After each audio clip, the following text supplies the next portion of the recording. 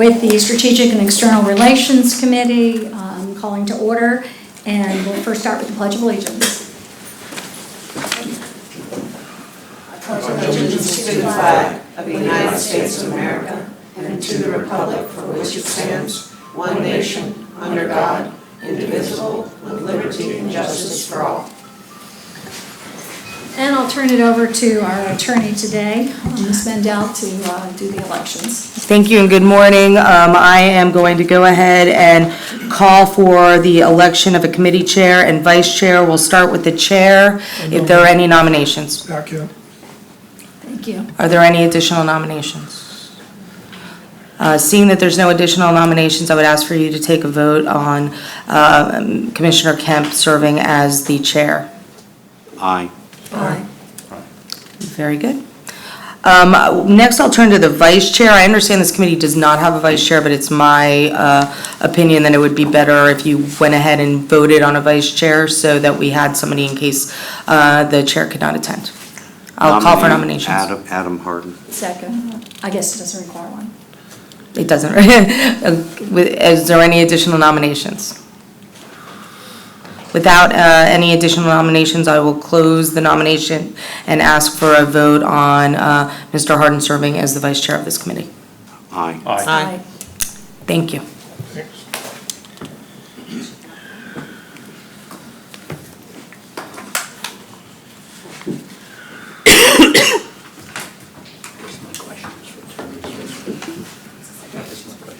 Materials.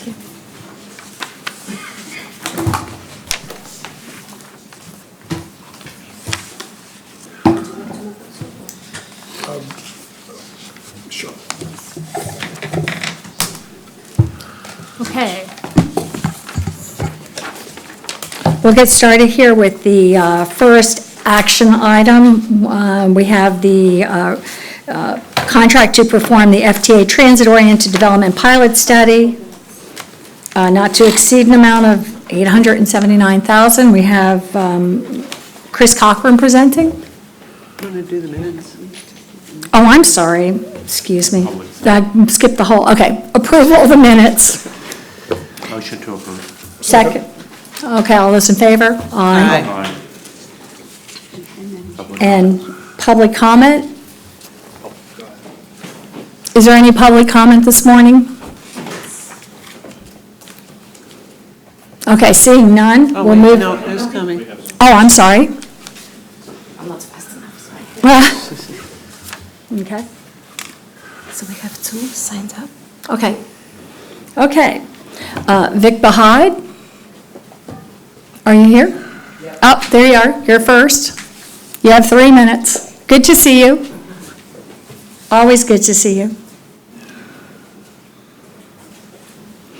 Vic Pide, City of Tampa, Director of Transportation and Stormwater Services. I just had a very quick comment. I'd like to reiterate the administration's priority for connecting the airport to the downtown and exploring routes to support the same and facilitating some sort of circulation within the downtown core. And I'm just here to say that we're available to work with HART to see that through and get some sort of service going. Thank you. Thank you. Mr. McLean? Hey, Vic, when you say the downtown corridor, can you just expand on that? Sure thing. So our downtown grid does require some internal circulation. There are some current options available that are being considered, and I know that HART's going to present on some options as well. I just want to reiterate our support for the same. Thank you. Did you also, Adam? Thanks for coming, Vic. Okay. Our second speaker is Nicole McCleary. Nicole McCleary? No. Okay. That's it then. So now we'll move to action item, the first action item we have, which is to authorize the chief executive officer to award the contract to perform the FTA Transit-Oriented Development Pilot Study in an amount not to exceed $879,000. Chris Cochran presenting. Chairwoman, if I may, we had a request from a couple members of the board and this committee to have an update and a presentation on both the downtown circulation situation that involves the Cypress Corridor, as well as existing studies that HART is both doing and coordinating with local agencies. And we brought those for you today and asked if we might have an opportunity to present those as requested prior to the action items that are on the agenda. Okay, a couple of things. Is it the pleasure of the committee to do so? I move that we hear the presentation. I was the one who requested it. I apologize. I was just appointed to the committee last week, and I felt like it was important to look at these items. I do too. Okay, and having that said, I just want to make sure that we don't run into a time pressure today as we did at the last meeting. So I just want to make sure that we, I think they're very important items. I just want to make sure that we have. For transparency, the second request was made by Director Schisler, who's not at this one, but we are providing him with the same information that you'll be seeing. So I will bring up Senior Planner Justin Willits to talk about the downtown circulation, and I'll update you on the studies. Okay, thank you. Good morning, committee. Justin Willits, HART Service Development. This was an evolution of the discussion about the downtowner, which was pulled from the agenda a few weeks ago. And this was the back part of the study that talked about some of our options with fixed route in downtown. And we also got a request for a recommendation for a frequent service on the Cypress Corridor, which is also built into the back end of this presentation. And since we're not on the agenda, I'm going to be rather quick, but I'll happily take any questions or comments that you have. Generally, what we're looking to do here, the existing contract with the downtowner is going away, and we wanted to get a new vendor under contract that we could do similar types of services with. So some of these are flexible enough to do under that grant agreement with DOT, but true fixed route circulators may or may not be. We're still figuring that out, but what we have here are some circulator recommendations for downtown, and I'll give you a little more information as we work through it. And then I'll get to the Cypress frequent service from downtown to the airport that was requested. So the...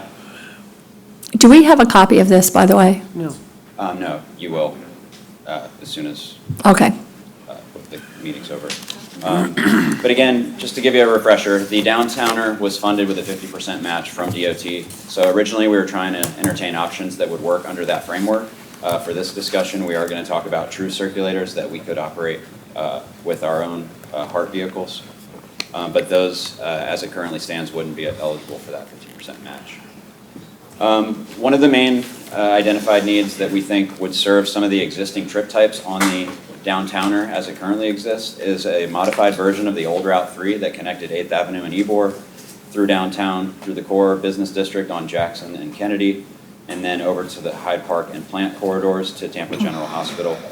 We've modified that slightly and come up with the route you see here, which would basically circulate from Palm to 15th, back through the Channel District to Jackson and Kennedy and over to TGH. With 2 vehicles, we could operate this at 15-minute frequencies all day. I have cost estimates built into this for your review later, but that is the first circulation route option.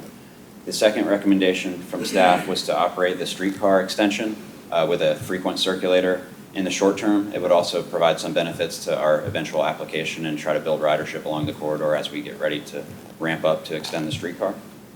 There are cost estimates for that as well. It would be possible with 1 vehicle. It'd be a little tight, so we would recommend 2, but we think that operating 1 in the short term it would be a good start.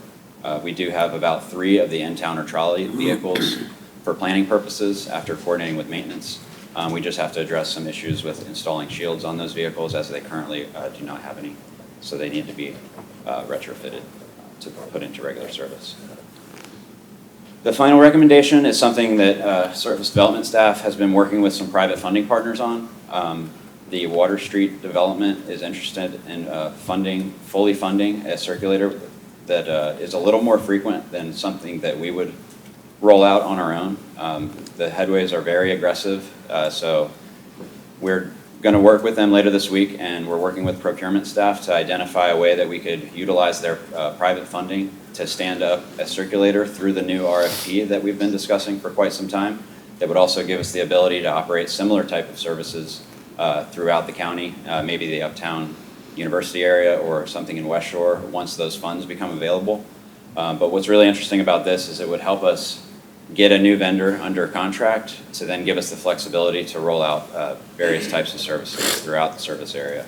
And of course, we're optimistic that this could be a fully funded private endeavor, working with our public sector to kind of manage the project and provide a level of service and frequency that we just haven't even seen in the area.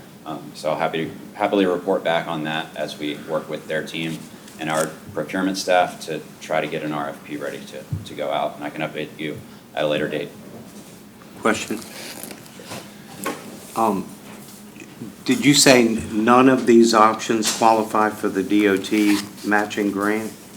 So if we were to let these, operate these as flex routes, if they were able to deviate for certain requested trips through an app, we know that would qualify for those, but being able to operate those with our vehicles is very unlikely because of the technology and having a screen open and safety issues associated with that. So if we wanted to go after that grant, it would be through a new vendor that could provide that on-demand type of flexibility.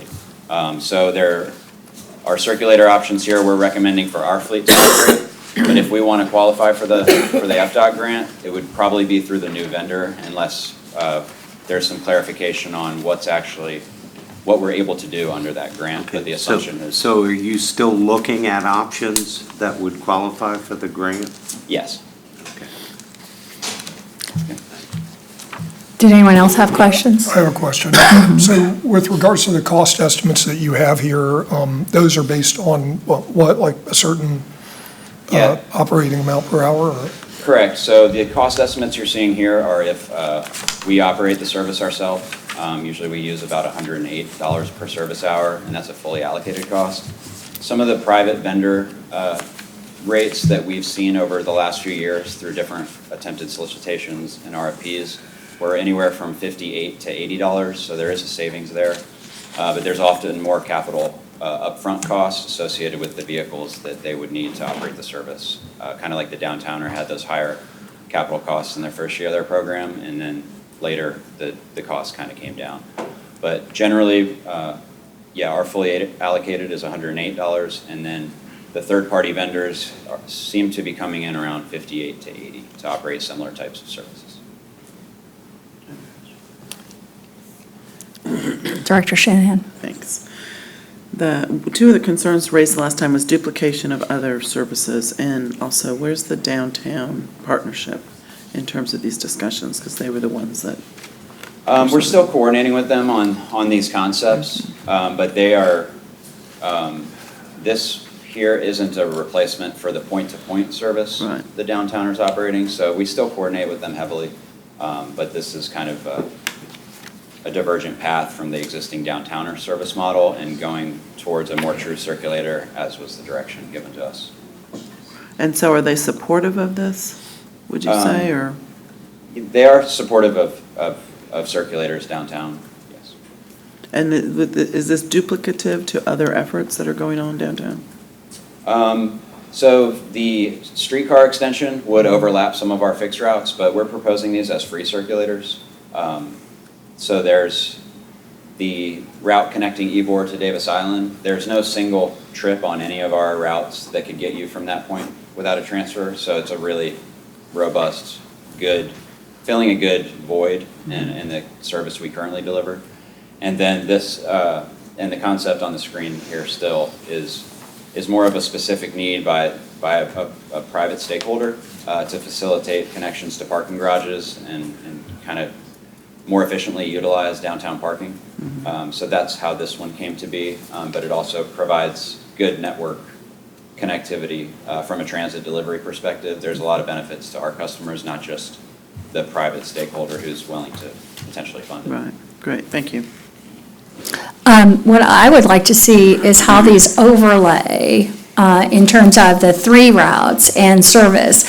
And also, it still strikes me that the extension of the streetcar is duplicative of what we're doing already. And why wouldn't we just do what we're doing already and maybe instead of 20 minutes, have it be 15? I'm talking about the one. Well, if we get a funding partner, or, if we fully fund a free circulator, providing free trips on our existing fixed route isn't a. Oh, I see, because you were talking about free trips. Okay, as opposed to, As opposed to charging the fare for those really short in downtown trips. Because right now we charge $2 per boarding, no matter the trip length. So we're recommending free circulators to kind of enhance mobility downtown. And it's really depending on how we would fund something like this, which, while on the map it would be duplicative, but it would be a difference between charging somebody a fare to go, a half mile or a mile within the downtown core, or and shifting some of those shorter trips off our fixed route. It would actually probably benefit our fixed routes by speeding up their travel through downtown, so those short trips could be made on a different service. right, I think now people probably opt to walk instead, but anyway, okay, so I would like to see how those overlay, the 3 of them, and understand that better. And then is the vendor, the vendor is, when you're talking that, you're just talking about regular bus service that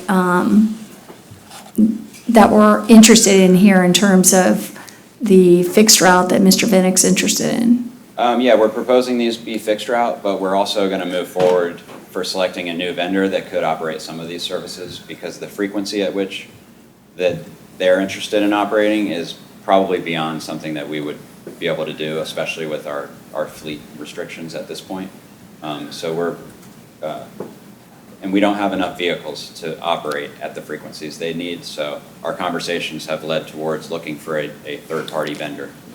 I'll just say I'm very uninterested in doing that, in taking it out of HART, but go ahead, Mr. So, for example, is it accurate that the Uptown Circulator that we went to full RFP and were ready to award was actually at $58 per service hour? Was that agreement? That was the last estimate that I reviewed, yes. So it may be a case where this type of service would be better with a third-party vendor if our internal costs are $108 an hour. Correct. Okay. Question? Yes. Commissioner Norman? Thank you. I like seeing other alternatives. I like seeing the numbers, but what I haven't seen yet, and it's probably for the other committee, but is the financial impact of all 3 of the scenarios as it pertains to our current budget. We may or may not have a surtax, so can we do this without any one of these scenarios without additional funding through the surtax? Well, that's at the forefront of our minds. We're only entertaining these with other funding partners, whether it be the CRA or the city of Tampa or the private sector, because we know that right now we just don't have the money in our budget to prop up one of these circulators. So that would be a conversation for moving these items forward and working with our stakeholders to identify this. Okay, so as a follow-up to that, Chair, you can, as a follow-up to that, so what do you see as the timeline that we need to meet, given we may or may not have certainty until November? So the exercise would still be finding those funding partners. And maybe a fall, when we do our new bid or service change in the fall, trying to identify those funding partners and having this ready to go by then. Because we do have the 3 vehicles that we could operate on a combination of these, but again, the funding picture needs to be clear without going into our reserves or modifying existing service significantly. Because we kind of need to operate under the assumption we would be finding other funding for this to work.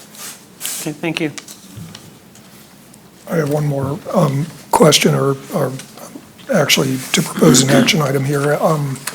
Thank you for pulling this together in short order. I think with the, one of my concerns in bringing this forward for the committee to discuss was the $600,000 grant for the downtown partnership. And thanks, Vic, for coming and expressing the city's support for the idea of actual real transit circulators in downtown. And I think we know that being able to move people between all the parking and now that you're going to be running the department there, understanding that managing those assets to the best of the city's ability and kind of holding the cork in the bottle with regards to parking and more vehicles in downtown and allowing people a way to move between, places to live in Ybor City and,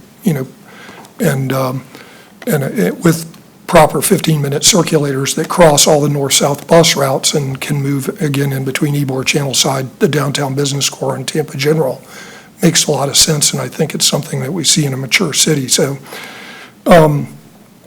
but, again, the idea that just because the board can't support kicking the can down the road to continue free electric car rides point to point and doesn't have money in their budget to match, that we could send the planning staff forward to discuss with FTOT repurposing the $600,000. I believe that the city may have some ability to match that with the CRA funds, and that we have vehicles that may be able to be repurposed into a proper transit circulator.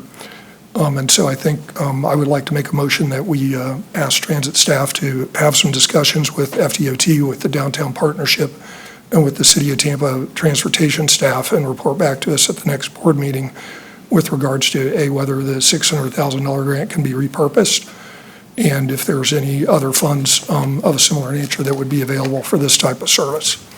Second. So we have a motion and a second, and all those, any more discussion? I didn't mean to interrupt. Cindy Stiglich, interim CFO for HART. Just to clarify with respect to the FDOT grant, at the end of March, that's when our agreement expires with the downtown partnership. At that point, there will be a residual balance of $96,000 left in the grant until the new wave of funding is available in July, which we have not yet applied for. I see. That's $1.3 million. That would require a 50% match as well.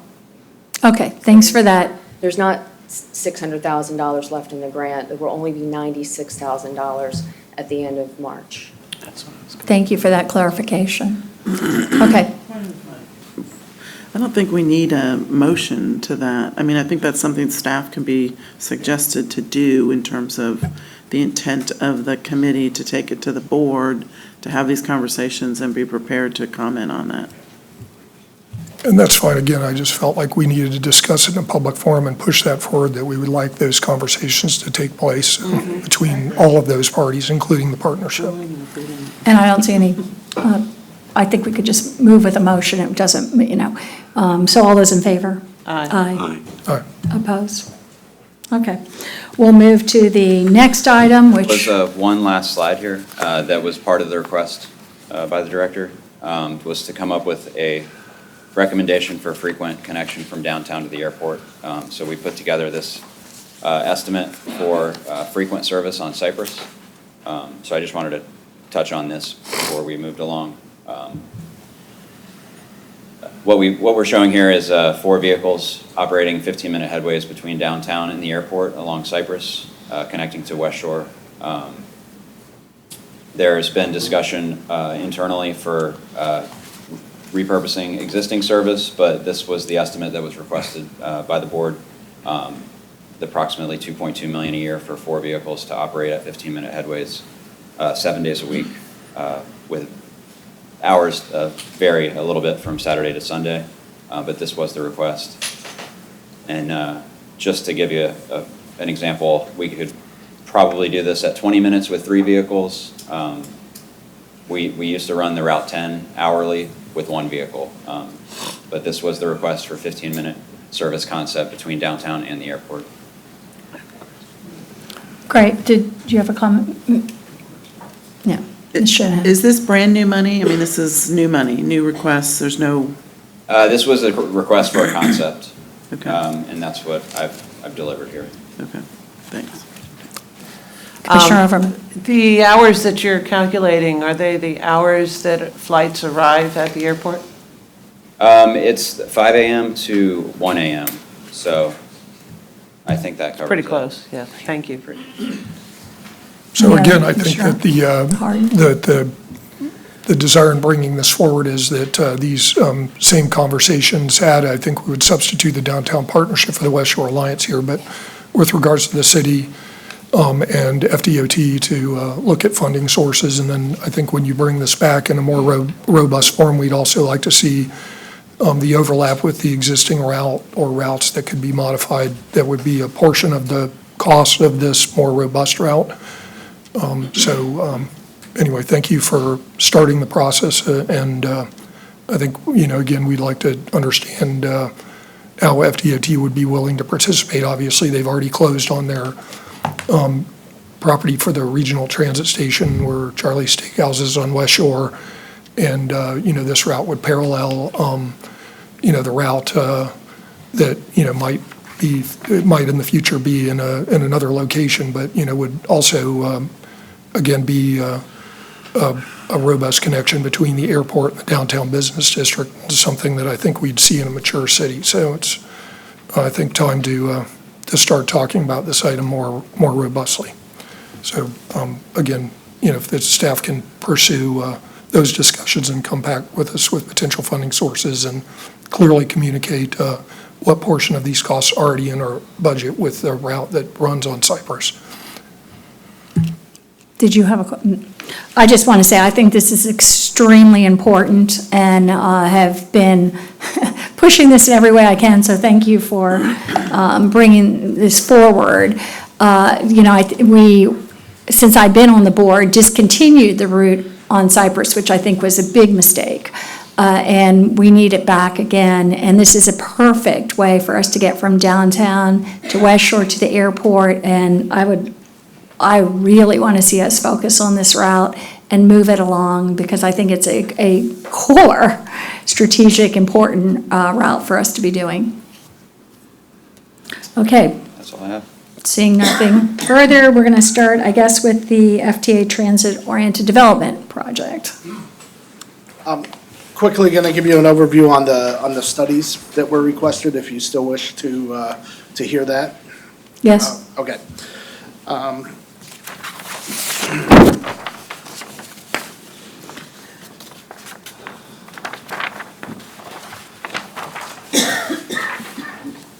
Alrighty. So what was requested from Director Schizler, and pardon me if any of you on here did as well, was to provide a background on current studies that HART is participating in, as well as that HART is not only funding, but also other studies that our partnering agencies in the area are conducting that have a direct impact on HART, whether or not we are spending money on them or not. The HART studies that I'm focusing on today are the Tampa Arterial BRT study, the network evaluation and short-term operations plan, the FTA TOD study that you hear about in a second, asking for your authorization to move that forward to the board, and our automatic vehicle shuttle pilot program. This is a list of a number of other studies impacting HART that you see encompass studies from the city of Tampa, MPO, DOT, and T-BARTA as well. And I'll go into brief detail. I'll keep this brief and take your questions at the end. Again, a quick overview of the BRT study. You've recently had our HART's own arterial BRT study. You've had an update on this relatively recently. Some of the questions asked are the scheduling on all of these studies.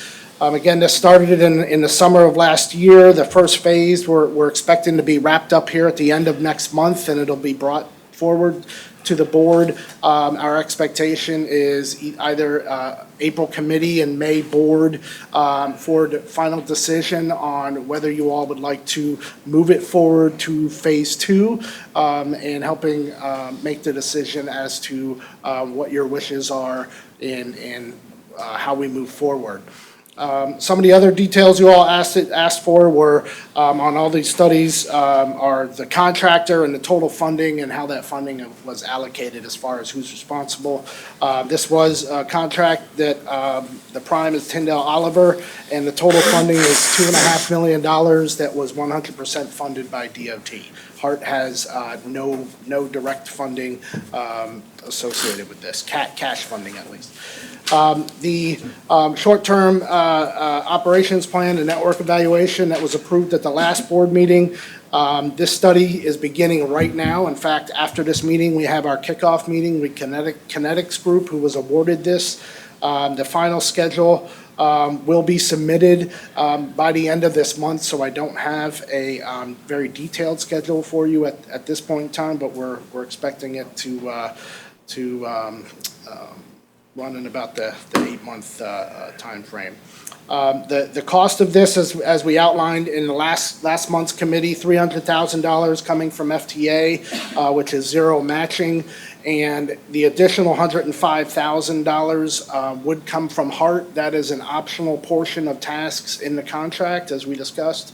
And the outreach portion of this project was awarded to Valerian Group in the amount not to exceed $300,000. That was also 100% FTA funded with no match required from HART.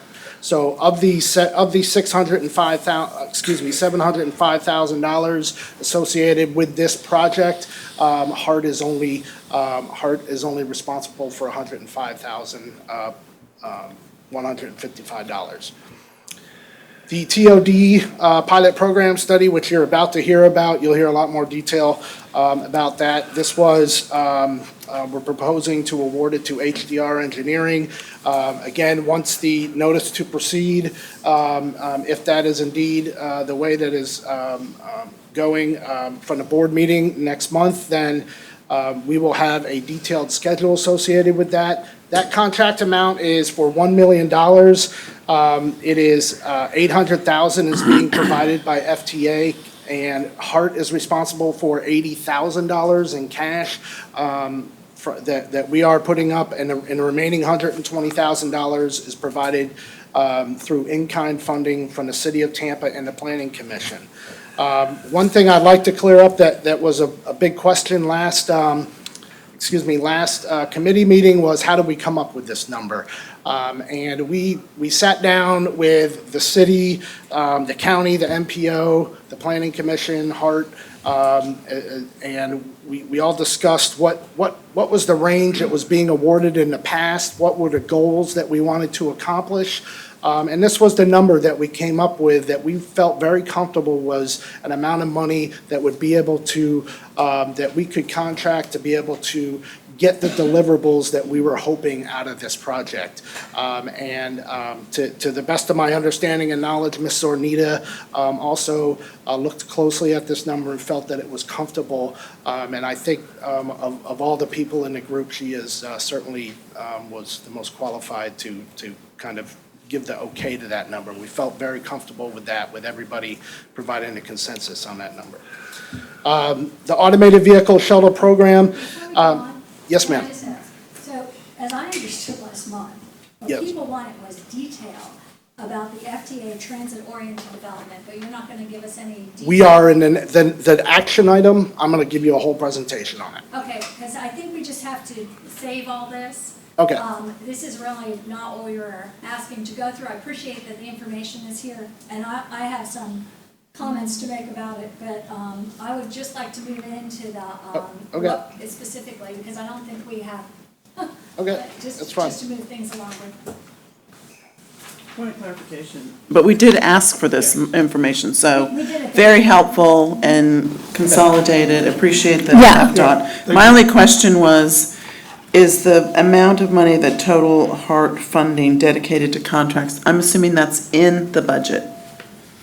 In the proposed budget? All except the $105,000 Okay, from the, that we made optional Right. on the network Got it. contract. So, I think an important thing out of all of this from the HART perspective is we have over $5 million in studies going on, and we have, HART is financially, Right. we have only 4% of that total amount that we are Excellent point financially you made. liable, and I think that's a pretty good number. Yeah, exactly. Very good point. And I'll just say, for me, I asked for this at the last board meeting, but I didn't expect this to be kind of the presentation today, and I just am concerned because of where we ended up at the last meeting. So I want to make sure, I think this is worthy of maybe the next meeting or the board meeting, but I want to make sure we can move this along. I don't want to get caught behind today. Okay, so to go over the transit-oriented development grant, this study was to examine, evaluate the performance of existing TOD land use policies within the city of Tampa and Hillsborough County in relation to two particular transit projects, and that is our existing Tampa Arterial BRT study, as well as the Tampa Streetcar Extension Project on Nebraska Avenue, Florida Avenue, and Fowler areas. Prior to the proposal, HART staff did meet with several firms and discussed at a very high level the project and developing staff expectations and helped us to develop targeted outcomes as we do with many of our projects. We had 119 companies notified of this opportunity, and then the solicitation materials were ultimately downloaded by 29 firms. And we had five proposals ultimately representing 27 different firms that had downloaded it. So we had a 93% adoption rate from this solicitation, which is a very good number. The RFP was issued on September 19th. It was closed October 17th of last year. And the project evaluation was completed on November 19th with a team consisting of HART staff, City of Tampa, the MPO, as well as the City-County Planning Commission. The winner, HDR Engineering, scored a 962.5 points out of a possible 1,000 points. Many of you are probably familiar with HDR, very long-standing firm. They're global, had just an immense amount of experience in this field, and have been involved in a number of related projects in the Tampa Bay area. They're very, very familiar with the Tampa Bay market. We think they're an exceptional choice for this project. Some of the examples you see there in very focused type projects, they're involved in the streetcar modernization extension study, and they've done this type of study area analysis with links as well, and they also did the US 19 corridor redevelopment plan that included analyzing and helping to develop the form-based code over in Pinellas County. Again, the budget for, excuse me, I apologize, the typo there. This is the budget for this contract. That is not the public outreach contract. Pardon me here. The total amount for $1 million, again, the $800,000 coming from FTA, $80,000 cash from HART, and the remainder coming from in-kind services from the Planning Commission and City of Tampa. And the terms of this contract is expected to run 18 to 24 months. Again, a little outline here, the last paragraph here, and how we coordinated with the subject matter experts of our partners in developing this budget with the expectations of the deliverables that we hope to get out of it. So hope that clears up the questions that you may have had and where we came up with this $1 million number for this project. So ultimately, the action item that we're asking to, we're recommending to move forward to the board is authorizing the interim chief executive officer to award a contract to perform the FTA transit-oriented development pilot study to HDR Engineering in a not-to-exceed amount of $879,109. Do you have any questions? So we have a motion to approve in a second. I have do you have a question? Yeah. Okay, and Director Harden? Again, have some interest in the deliverables from this project. Could you describe to me the exact deliverables from the project? Yeah. Jay, Jay Collins from the Planning Commission is really the best subject matter expert to describe this better to you, so I'm going to ask him. Thanks. Mr. Harden, could you please repeat your question for me? I'd like to understand what actionable information that we would expect to receive for $1 million that could be forwarded with recommendations to the city, the county, and the planning commission to make concrete changes to their codes to actually implement transit-oriented development and viable transit TIP districts to help to fund that transit-oriented development. And I'd like to understand what the deliverables are going to include in the way of identifying what the ad valorem tax lift will be from the investment that we're going to be asked to make with the public's money in these transit corridors. So I'd like to, I feel like these topics have been studied over and over again, and I'd like to understand how we're going to get really concrete, very specific information regarding those items that's actionable that the city council can look at, massage, and adopt, or choose not to, the planning commission can use to change our future comprehensive land use plan. So that's my question. Thank you, sir. So your question, and for the record, Jay Collins with the Planning Commission staff, your question actually answers some of the question that you just asked. So something that you immediately said was about implementation. You talked about taxable value, that value capture mechanism. So one thing that we don't have currently in unincorporated Hillsborough County or in the city of Tampa is a way to implement a transit-oriented development. So what we do have in unincorporated county is we have community plans. Some of these community plans have some implementable code language. What we have in the city of Tampa is we have neighborhood plans. Some of those have implementable language such as the form-based code that we have in Seminole Heights. But what we don't have are actual plans for transit-oriented development. Now, we might have something that you could consider transit-oriented development that haphazardly has occurred through time. That can be talked about with some of the stuff that you would see in the Channel District, what is now happening in Water Street, what has occurred in parts of downtown, what is occurring around Armature Works. So the Armature Works area in the Palm Avenue area is an interesting one because of the fact that those areas are primarily a Euclidean zoning district. Euclidean is basically a term to use that can occur anywhere in the city, in a sense of it being just a normal zoning district. What's good in Palma Seca is good in Forest Hills, is good in East Tampa. But we don't have a specific plan for what will happen when we actually do have transit-oriented development, when we extend that streetcar. So HDR has been tasked with, first, looking at the existing policies as they relate today in Tampa's comprehensive plan, and asking the fact, are these policies relevant in today's world? Do we actually have something that right out the gate says, yes, we should be able to go out and go forward and begin that process of transit-oriented development? What we don't have is how to actually plan for those station areas.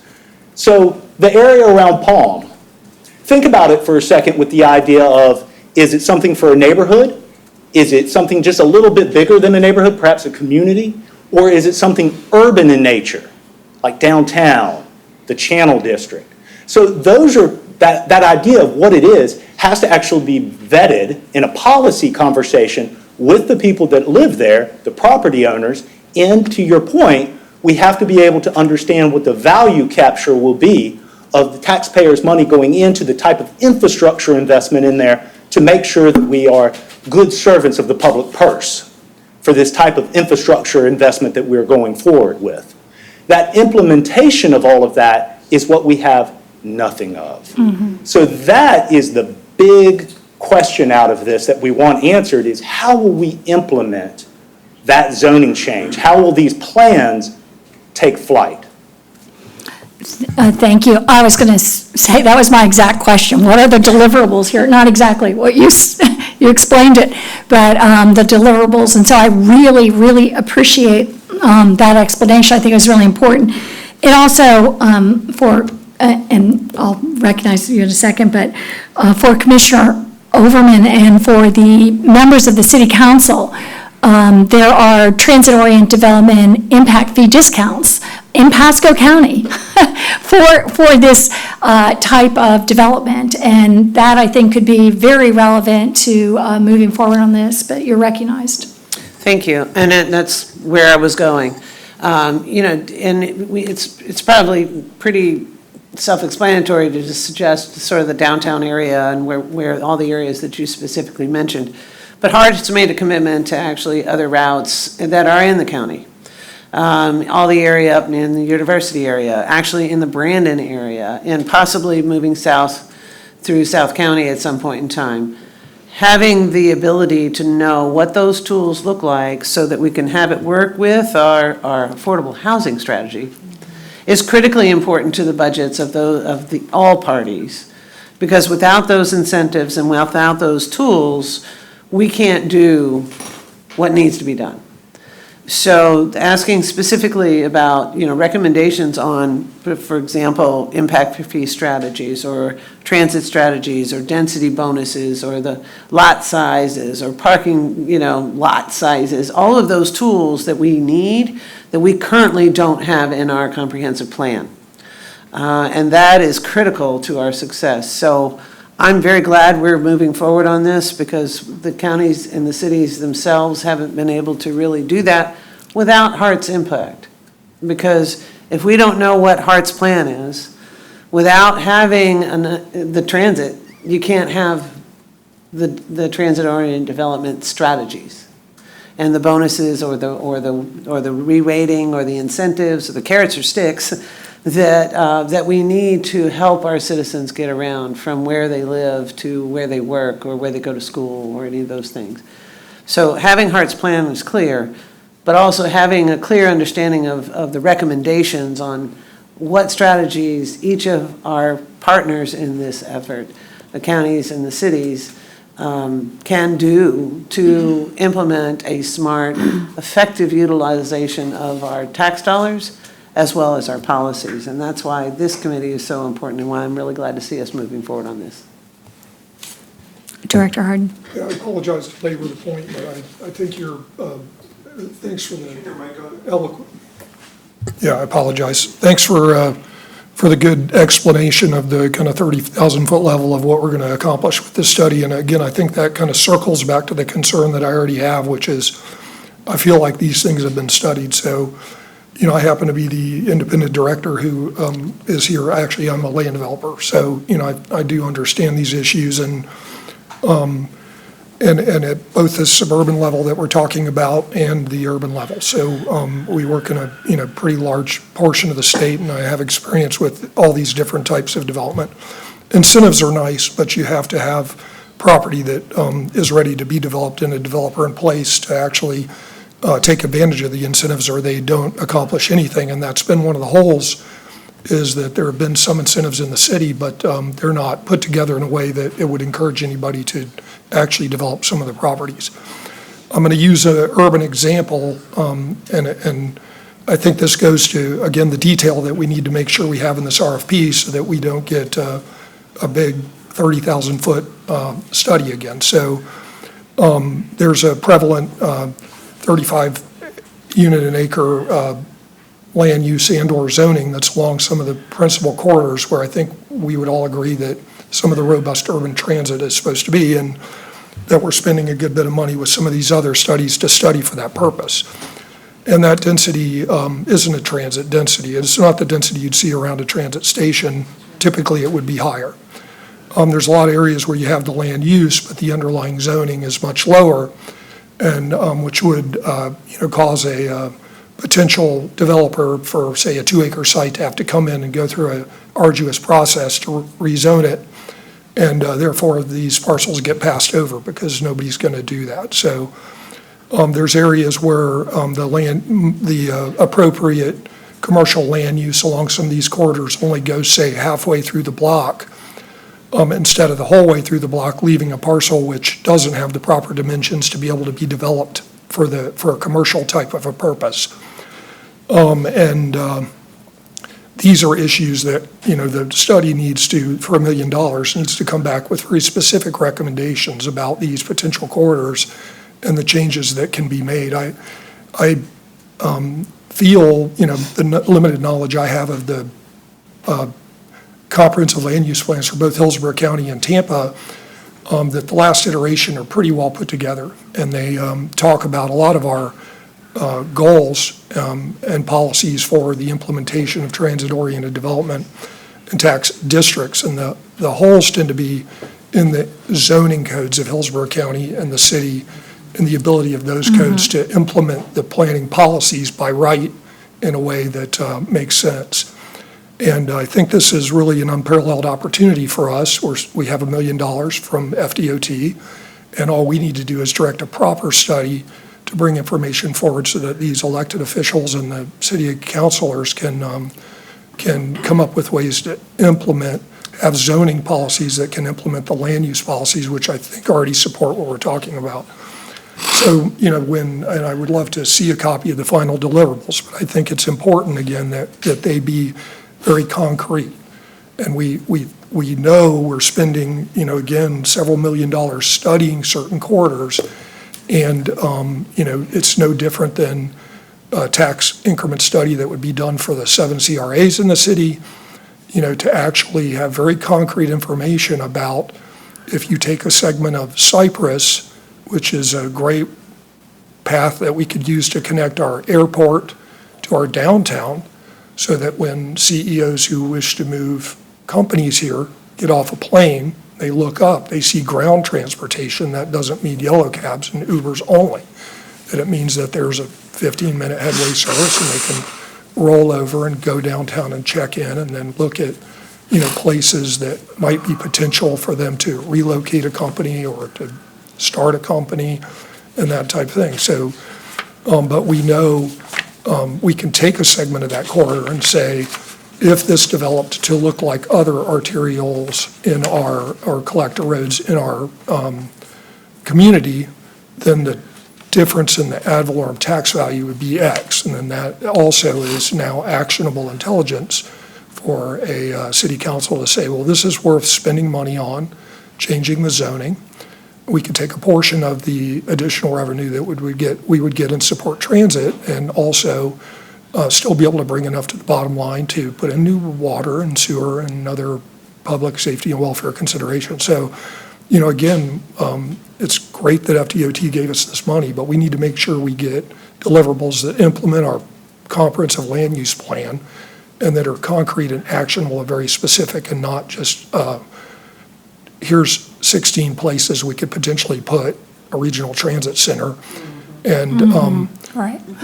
and that type of thing. So I know I'm laboring the point and I'm going to cede the floor, but thank you. I'm going to look at the deliverables very closely, and hopefully we won't have to have this conversation at the main board hearing. So Thank you. I think it's a point, well, it's so important to belabor this point, so I think it's very good. Commissioner Overman.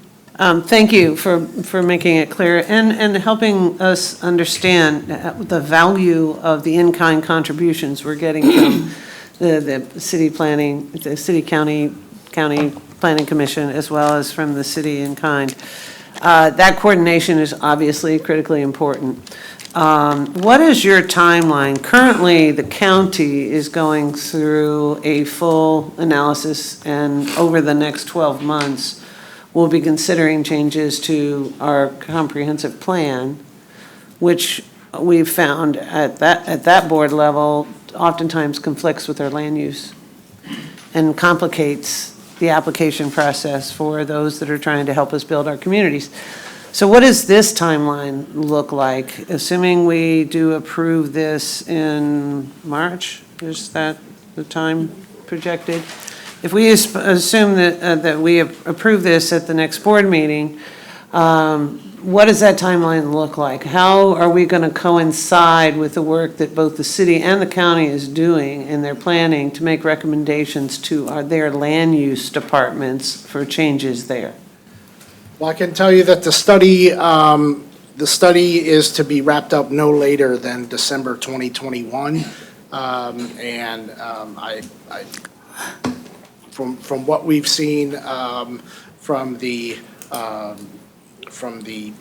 sort of draft schedule of what can be expected, it would come in well before that timeline and giving us some leeway. So, I don't know what the comprehensive. So all things are possible, right? You can take a plan amendment, publicly initiated plan amendment out of cycle. So as this process goes along, in the same respects with the land development code changes for the city of Tampa and for unincorporated Hillsborough County, they can be taken out of cycle. So there is always the possibility for staff to sync up things to actually allow that to occur. Now, that being said, I am not a project manager with the update of the comprehensive plan for unincorporated Hillsborough County. I would rather not speak to their timeline. Commissioner, you may know as much about that timeline to speak to it. But is it possible? Of course. I do know that there are a number of different types of policy implications that are occurring right now to feed into that update. So there is always that possibility. Okay, thank you very much. Thank you. I'm glad to have the much broader explanation, and truly stations and park and rides are not what necessarily causes any transit-oriented development to occur. So I'm really glad to hear this far more robust answer and explanation. And there's a lot more, it's so comprehensive, or could be. It has such a opportunity that I'm so glad that you belabored it. And hopefully we can look forward to a more robust product. Thank you. I guess we'll take a vote now. We have a motion and a second. Motion to move this to the full board for approval. Yeah, they already did it. You did. I apologize. We're ready to vote. That's okay. Yeah. All those in favor? Aye. Opposed? Okay. Seeing none, let's Thank you. move to the next item. This is the CSX corridor evaluation history. Beth Alden presenting. Good morning, HART board members. Beth Alden, the director of the MPO, the Metropolitan Planning Organization. And for those of you who don't know me or don't know me so well, the MPO is responsible for long-range transportation planning for Hillsborough County and the 3 cities, looking out beyond HART's 10-year transit development plan, and also looking at all modes of transportation. The other thing that's important to know about the MPO is that we are tasked with looking at the future growth of the county and how are our transportation systems going to address that growth. And so this morning, I'd like to give you just an informational overview. This is kind of information to keep in your hip pocket at this point, about an opportunity for transit that has been talked about a lot in Hillsborough County for several decades. And planners get excited about this because if you don't get anything else out of this presentation, because this is an opportunity for transit not to get stuck in traffic. There's obviously a lot of different ways to create a rapid transit system, whether it's steel wheel, whether it's rubber tire, whether it's human drivers or robot drivers. There's lots of different technology options you can explore, but in the end, there's very limited space in the center of a metropolitan area. And so if there is an opportunity for transit not to get stuck in traffic, we just keep talking about it. So how many studies have there been? There have been a lot of studies. Just for the record, there are no currently ongoing studies that I am aware of. HART has done several studies over the years, so was responsible for a major investment study in the 1990s, then for an environmental impact study for the Tampa Rail project that was completed in 2002. HART also did an alternatives analysis for a capital investment grant. That wrapped up in 2010. The MPO, for its part, has continued to look at use of these rail lines and what the ridership forecast might be. And so every time we've updated the long-range transportation plan, we've updated those data. So I'm not going to go through all of these studies in order. I am going to talk thematically about what we've learned over the last few decades. And so you're going to see I've pulled out slides from lots of different studies from over the years, and some of them have dates in the lower right corner. And that's so that you're aware that some of the information in the slide is dated. So most importantly, why do we keep talking about this? And so a couple of things to know. Why do we keep returning this? Hillsborough County has 4 major job clusters that have about 300,000 jobs, and CSX lines connect 3 of those 4. So downtown, the USF area, and Brandon. One of the things we learned during the HART alternatives analysis of 10 years ago is that there's really no other continuous right-of-way that could be available for rapid transit between downtown and USF without removing lanes on roads. That particular line also passes through multiple neighborhoods where you have high bus ridership, and CSX's use of those lines for freight is pretty minimal. CSX did offer in 2015 to work with interested parties towards a joint use agreement. And that line in particular has shown good ridership potential and favorable public opinion over the years. So that's kind of our quick summary. This is a schematic map of all of the CSX-owned rail lines in the Tampa Bay area. So I'm going to be talking in particular about these that are right here in the center of Tampa. So CSX breaks them out as, they call them subdivisions. So in particular, I'm going to focus on the Clearwater subdivision, and this one goes from downtown Tampa, goes from essentially Ybor City, actually, north through East Tampa, and then it turns west to head over to Pinellas County. This is just south of Bush Boulevard for orientation, and this winds up over in Oldsmar before swinging down through Safety Harbor, then Clearwater and St. Petersburg. The other one I'm going to be talking about a bit is the Brooksville subdivision. And so that one goes from that point in East Tampa where the Clearwater subdivision turns west. So here we're in just south of Busch Gardens, basically. And then it heads all the way north through Lutz, Land O'Lakes, and terminates in Brooksville.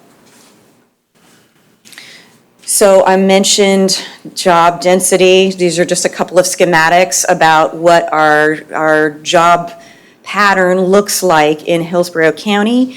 We have heard from lots of people over the years that we have urban sprawl, and so we think of that as like this peanut butter spread across the landscape. Actually, our jobs are clustered, and this is just an illustration that was done quite a while ago of some of those higher density areas. What that means for our transportation system is that particularly at peak hours, there are a lot of trips converging on the same place at the same time. And that's exactly the kind of transportation demand that you want to look for when you are considering investing in a specific line, a specific corridor. Exactly how much of our job concentration is in these areas. One estimate that was done a decade ago now, 42% of jobs. It's a lot of our job concentration within those 4 districts. We updated our look at job clusters in 2014, coming out of the recession, to look at what areas we want to support. We started calling them key economic spaces. And you can kind of see still those dark clusters, USF area, downtown, West Shore, and then this West Brandon Sable Park area. Our latest forecast, this is a schematic, that we'll be growing to over 2 million people. And you can see we're still looking at this pattern of jobs continuing to cluster in some areas. So the idea over the years as we've been looking at how to address population growth is in those high job cluster areas, we look at fixed guideway transit to connect them. And so the plan 10 years ago was to look at the CSX rail corridors for a couple of those connections. So one connection, oh darn, I am going to get the hang of this, I promise. So the one from downtown to USF was part of it. And then we also used the CSX rail corridor to head west into the West Chase area. Bush Boulevard is a heavily congested corridor right now, and so this, provides an alternative to that.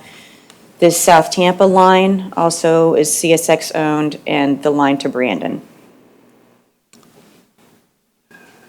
HART's alternative analysis in 2010 followed up on that plan and did ridership forecasts. So you have, specific estimates, again, this forecast is from 10 years ago, but you can, obviously the data are there to dig into if you'd like to. One other thing that I think is interesting about the planning at that time is that HART's consideration of that rail corridor was seen as an incremental step in creating a larger regional transit system. So it was not in isolation, but it was a coordinated approach. And it was an approach that was supported by the Tampa Bay Area Regional Transit at that time authority.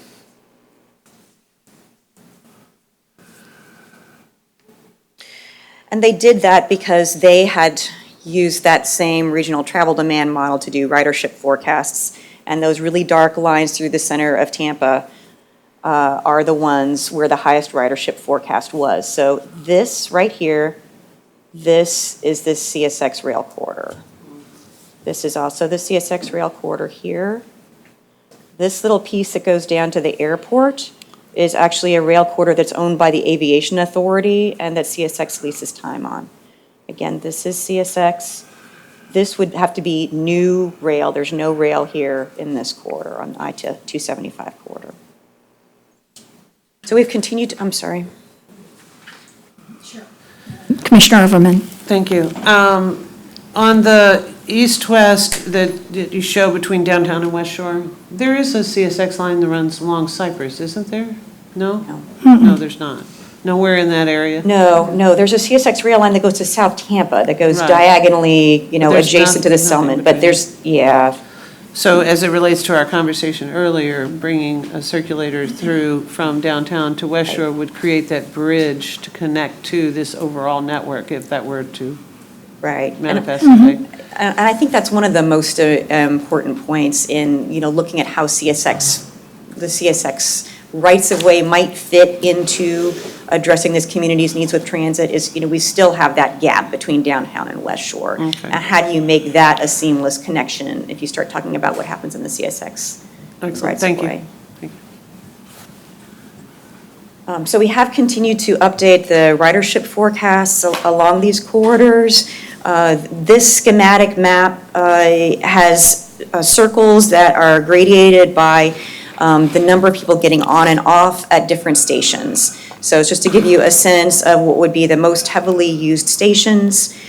The other thing that I thought was interesting about this ridership forecast that we did 5 years ago is that we had a similar total number of boardings on that downtown to USF rail line as Sunrail, but the line is only about a third as long as Sunrail, so it means it would be a lot more productive. We, of course, updated the ridership forecast with this year's update of the long-range transportation plan, continuing to show strongest ridership downtown to West Shore and the airport and downtown to USF. We did look at, I think this was at you all's request last year, what would the difference be in ridership if you bumped up the frequency, and it does make a big difference. But just schematically, overlaying those CSX rail lines and the ridership forecast on the population and job growth forecast. So, orange is jobs, green is population. The dark red corridors are the highest ridership corridors. Again, this is CSX, this is CSX, this is CSX, this is CSX. This is the water transit line. There has been a lot of public support for rail in surveys that we've done over the years. So, for example, in 2014, we were asking about major investments in our key economic spaces. And by far, the most widely supported investment was investing in the greater downtown's connections by rail to USF and Tampa International Airport. So that's that big green bar. That was our thumbs up bar. Some nuances in public support for rail. So after the 2010 referendum was not approved by our voters, we did a lot of public opinion research, including some random sample focus groups of registered voters. And one of the things that we found out talking to those voters is that they had a hard time picturing how rail was going to work here in this community, just because we don't have it. There's a lack of familiarity. And it's hard for them to imagine. They did view transit as a basic public service, would like to have more transit, would like to be able to depend upon transit. But our researchers' advice at that time was we should probably try to create familiarity with rail by creating a first line that could be a demonstration and show people how it would work before asking them necessarily to expand it and go to the next step. So we followed that up with a public opinion poll. Again, this is 2012, so this is not recent. But we did find out, and we were asking questions about, are these different types of transportation improvements a good investment for your local government? How high a priority is this? And so, at the top of the list, we had the bread and butter things you might imagine: road and bridge maintenance, intersection improvements, local bus service expansion, sidewalks, crosswalks, safer pedestrian connections. We finally get to rail when it is described as a demonstration rail line on underused freight tracks that can be expanded to serve other areas in the future. So again, this idea of underutilized assets and potential for regional expansion after you show that it works. Rail has still been popular in the last couple of public opinion surveys that we've done. So we did a tri-county survey. Statewide rail and local and regional rail were the most popular types of transportation improvements. We followed that up with a Hillsborough County level survey with more than 5,000 participants. Again, up at the top of the list, reuse freight rail tracks. And look at rapid transit between downtown and the airport and extend the downtown streetcar. So I'm going to talk a little bit now about technology, because what we understand about what you can do with a rail corridor, that understanding has evolved over the years. So back when HART did its environmental impact statement in 2002, the thought was to put light rail in those freight rail corridors. Since then, it's become really clear that that is extremely difficult. So what technology is available? There are technologies that have been used by other communities, Austin, San Diego. So they're using self-propelled vehicles, no overhead wires, not much larger than light rail, so they can accelerate quickly, they have small turning radius, they don't need as much right-of-way, but they're still crash-worthy. And so that's the major point, is that they call them diesel multiple unit or electric multiple unit vehicles. These are a little bit heavier duty than a light rail vehicle, and so they can operate in the same right-of-way as freight rail. Can I ask one quick question if we go back to that? So are all these pictures examples of the DMUs? I'm not sure about the River Line in Camden. Austin is, Denton is, San Diego is. That's diesel multiple units, these are all four examples of that, but, and these are different than what they're using, for instance, at Sunrail and Tri-Rail. That's right. So Sunrail and Tri-Rail are using much larger vehicles. And so that's always been seen as kind of the trade-off. If you get, a big heavy-duty vehicle to put on the freight rail track, it can't make turns through the neighborhoods and, loud starting and stopping. And so the question has been, can we have some kind of a light rail type vehicle? And these are a lot closer to light rail, but are still heavier duty crash-worthy. Great, thank you. Oh, Commissioner Overman. Thank you. And so with this type of technology, it allows for these lines to be utilized if we work on the scheduling so that they can be used during the day without having to create a secondary line or the divider wall or whatever the amount of space that you have to have. So it utilizes the existing right-of-way more efficiently than other types of technology. Is that what I'm hearing? Right. That's exactly right. Okay. So, And because they're more solid. Good segue into the next slide. They're more solid, they're larger vehicles, but they are still able to decelerate and accelerate efficiently for what might be workable as a commuter line. Okay. Yes, yeah, they can handle steeper inclines, for example. They can turn on a tighter radius, that kind of thing. Okay, and they don't require above-ground infrastructure that gets destroyed in a hurricane. They don't. That's awesome. On this slide, unlike light rail, this does not require a 50-foot separation and a crash barrier between the freight rail track and the light rail track. You can put them both on the same track. Now, the tracks that are out there, they probably need some maintenance. You don't want to paint a huge rosy picture of this. They probably need to be fixed up. We also would need to invest in positive train control. It would probably cost about $1 million a mile, because that is a requirement now. And it's a safety feature, so it's a good investment. But that would be a lot less expensive than a new, brand new light rail system. So we did do some preliminary costs. This is obviously back in 2012. I'm sorry, can we go back when you were talking about costs there? Right there at the bottom. So you're just talking from the downtown to USF. Right. Through Ybor and downtown, and you have light rail, and then you have this as costing out at about 157 to 393 million. Those are really old numbers. I continued to show this slide, wanted to show you this slide, just because of the comparison between the light rail costs, and what we were calling hybrid rail. And just about how long is that route? It's about 10 miles. 10 miles? And does that include, I know that this is an old estimate, but I've looked at Sunrail's costs a lot.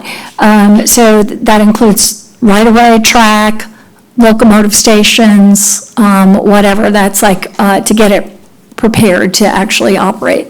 Yes. Yeah. And I don't know if we had the positive train control requirement at that time, but that would have added like another. $1 million a mile is not, that's $10 million, so that's not cost prohibitive in any way, so, great. Oh, I'm sorry, Commissioner Overman. So for those that were just listening versus those that can see our slides, in this estimate, although albeit needing to update as far as new costs, the light rail alternative was $862 million versus a hybrid rail, which is the more flexible solution, was 157 to 393, so half of what the light rail choice. Right. In this illustration, just for, while that will change when we add the $10 million per mile because of positive controls, it is significantly less, and actually sounds like it's a much more flexible solution for what we have, and does not take into account the rebuilding of the tracks that CSX may or may not have maintained at a level that we could use, correct? Right. We did not build a lot of refurbishing costs into this, so that would all have to get looked at. Right, exactly. Okay, thank you. So this just goes into a little bit more detail about what was included in the cost estimates. So it's in your packets. So the latest cost estimates for this concept come out of the Regional Transit Feasibility Plan that, of course, started as a HART study and then has been taken on by TBARTA. But of the two concepts that came out as being potentially recommended, potentially good candidates for going after a federal capital investment grant, this was one of the top two. So, again, you can see they're proposing electric or diesel multiple unit stations, pretty similar to what we modeled earlier.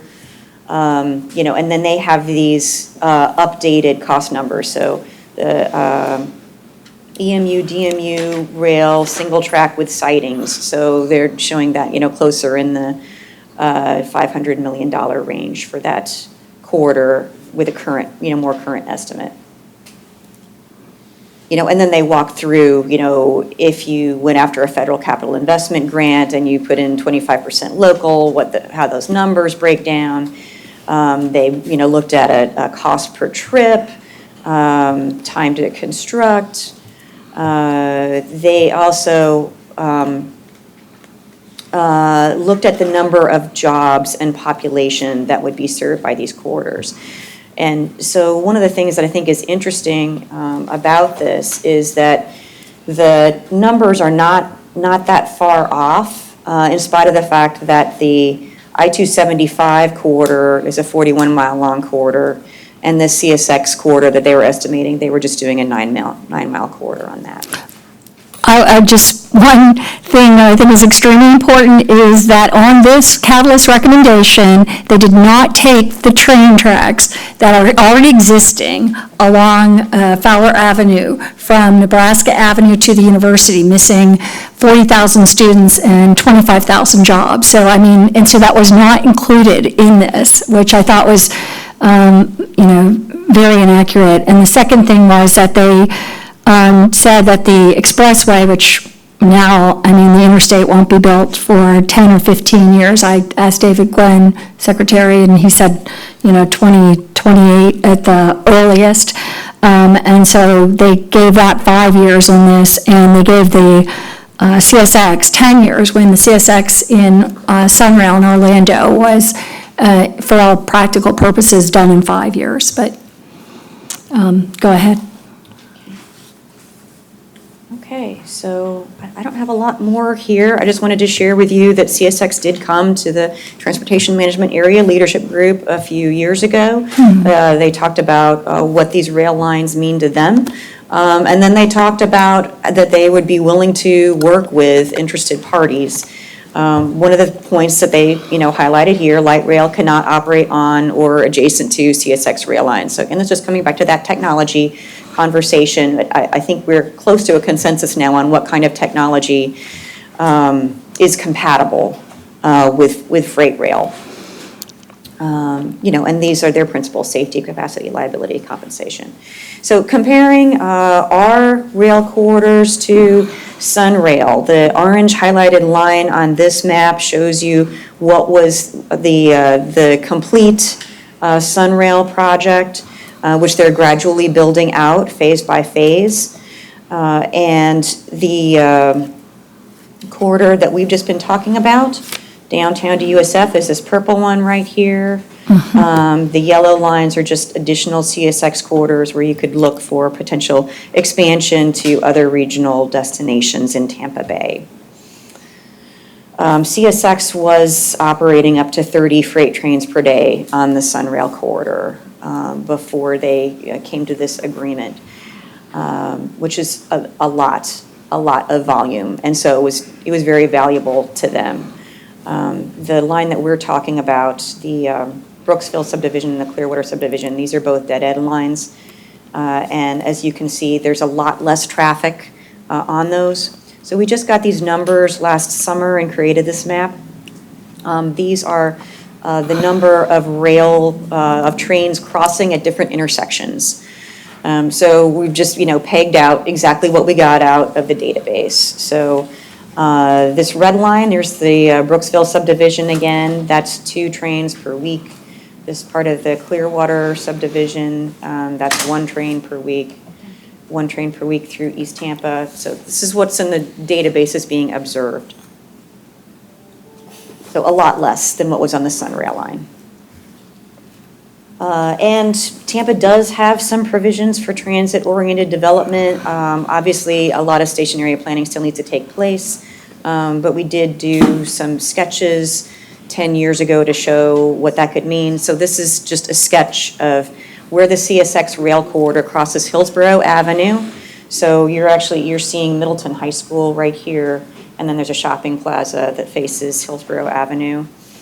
Existing land use, and then what kind of density could be allowable under the TOD. Again, this is under the land use, under the comprehensive plan, so not necessarily in the zoning code yet, but potentially it could have a lot of value. So, and then I'm just going to wrap up with where you all are as an organization. So you all have the same kind of record of decision on a major transportation project that the Florida Department of Transportation does on the reconstruction of I-275 through the center of Tampa. It's an environmental impact statement with a record of decision. Should you choose to come back to this project, you would need to update that environmental impact statement by doing, for example, a supplemental EIS. And this is a copy of the actual map and the actual signatures on the record of decision. So, again, you can see there's a CSX corridor. This is a new rail line between downtown and the airport. There's something else I was going to say about that, but I can't remember. So that's it. That's the Great. end of my overview. Thank you for giving me your time this morning. Director Shea. Are you presenting this as an option to the the BRT proposed that T-BARTA has been working on and we've been part of for however many years? Is this an option or addition to? So in our long-range transportation plan, we've included both things in our ridership forecast. And we do think that they would complement each other. So the HART BRT could serve some of those longer distance cross-county trips, would probably be more efficient and serve those trips better if they had fewer stops. Whereas the core of Tampa is the center of the metropolitan area, probably merits having a transit investment that, stops are spaced like a mile or so. That would be more typical for a metropolitan area, and that's not really what's contemplated by T-BARTA. So for a comprehensive transit system in this region, ideally you want to have both things and have them connect to each other at some key hubs. And the only other point I would make is, I know the chairman made some clarifications to the catalyst study, which I would like to have those either validated or not validated. I don't think it's fair to adjust people's record without backup data. So I would like to know if that exists, and I'd like to see it. Okay. And what were the topics in particular so that I could be clear? I about can what to tell you. expect? So the one was that the catalyst study did not include the track from Nebraska Avenue to USF, which would be 40,000 students and 25,000 jobs, which you also have at the front of this study on that little whatever. That's from 2012, I guess. And the second was that David Gwynn at a T-BARTA meeting said that the express lanes or the whatever could not be built till 2028. I asked him that at T-BARTA. But that the Sunrail was from start to finish, 8 years, 3 of those years being contract negotiations, that we wouldn't have to do the model. So what I was saying is it's closer to a 5-year timeline. And this was the inverse of what was presented to us in the Catalyst project. So I can confirm that T-BARTA staff, when they came and spoke to the MPO board in January, said that the BRT and the I-275 corridor, that would not be able to be in operation before the completion of the express lanes in I-275. And at this point, the timing of that would be, 2020. They told me 2029, but that's sort of a ballpark. When could we expect, the soonest probably, to have those lanes available for use with a BRT service? Thank you. Commissioner Overman. Thank you, Ms. Alden, for this information. It's very helpful, and it also helps us recognize there's been lots and lots of conversations about this. But as it pertains to where we are right now, obviously if we wanted to pursue this, we need to address it in the SEIS as a plan. But 2, we have to address whether or not any of this would even be possible if we have a surtax or not. So granted, Sunrail had some help from the state to be able to invest in the Sunrail system that's been developed there, but they still had to have revenue associated with either matching that and then obviously operating the system, correct? So they came up with their local match for construction, a couple of things there. The state helped them with the acquisition of the rail line itself. So then the construction cost, was the cost of stations, refurbishing the track, it wasn't the acquisition of the right-of-way. So they had help from the state on that. On the construction cost, it was a 50, 25, 25 split. So 25 from the local level, and that 25 construction cost was split among 3 counties in the city of Orlando. So they divvied that up. I think they divvied that up based on the number of trips or the number of stations, something like that, but they had a formula about that. The bigger challenge is that there's an ongoing operating cost that they still haven't, I'm not sure if they've really figured out yet how to address that. So the first 7 years of operations were subsidized by the state. Okay, so it sort of relates to how do we figure out, the chicken and the egg here? One, we have to identify potential funding. Right. And if Hillsborough County doesn't have, or HART doesn't have sufficient funding for this because we do or don't have a surtax, is there a method to move forward without dedicated funding, on our part, whether that be at HART's level or whether that be at the cities and counties levels? Because this is complicated funding and usually requires a local match, correct? Does require a local match, plus figuring out how to operate it in the Okay. future. Okay. Because that could, be another, what was the number, like $10 million, $12 million a year-ish, I think was the estimate out of the Regional Transit Feasibility Plan. So you'd have to look seriously at if, is HART as an organization ready to go down that path? The other thing to think about is that, we should be thinking about rail, any kind of fixed guideway, rail or river tire, whatever it is. Fixed guideway should be the spine of a system that has feeder bus routes that tie into it. And it was going to do so much more for this community, and the benefits are going to be so much more amplified if we have good frequent bus service tying into each of those stations. And that Commissioner Opperman, because we're running out of time here, and I want to, I think they're great questions, and they merit long discussion, I think, in consideration, but I just, if there's nothing else pertinent to the presentation right now, I think you did an excellent job, a lot of great information, and thank you so much for putting that together, Director Hart. 20 seconds here. So, thank you for the presentation. It was informative for me. Chris, I'm not picking on you, but I want to point out here that slide number 46 takes a 55-acre study area around what a potential transit station would be, and it basically, under the land use, we're saying we have 23 unit density, so that's like less than suburban garden apartments.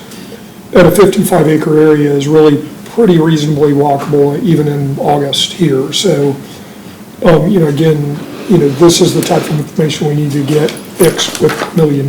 So we need a land use recommendation. Like this obvious node would be a place where we should have a land use recommendation and a zoning recommendation, and understand the lift if we built it to that density, so that city council can then workshop that with the community and get a consensus and adopt it. So anyway, but slide 46, check it out. Just 2 things, this will be presented to the full board at the next meeting, great. And I just want to announce that there's a break in the city's water main line, so there's no running water in the building, as I understand right now. So we'll try and move this along and get things going. We'll have an update in 30 minutes. And we'll move to the next agenda item, which is a transit with the ferries.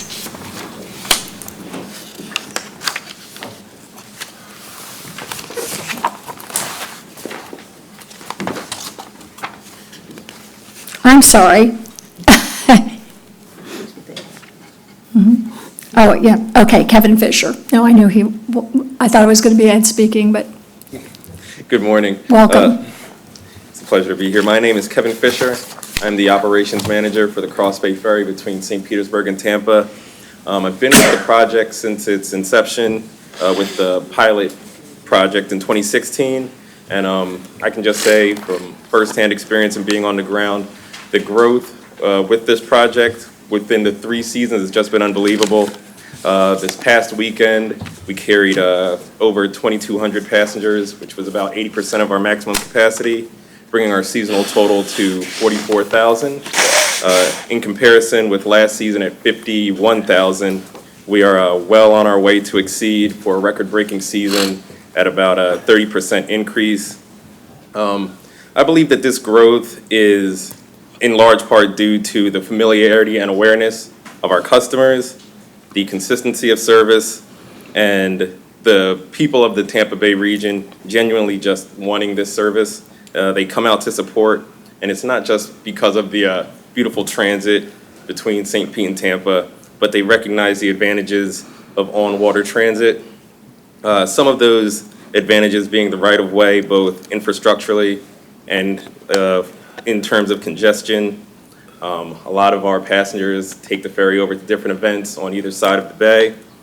The rolling stock is far less expensive than that of bus or rail, and the federal government considers ferry transit to be a fixed guideway investment.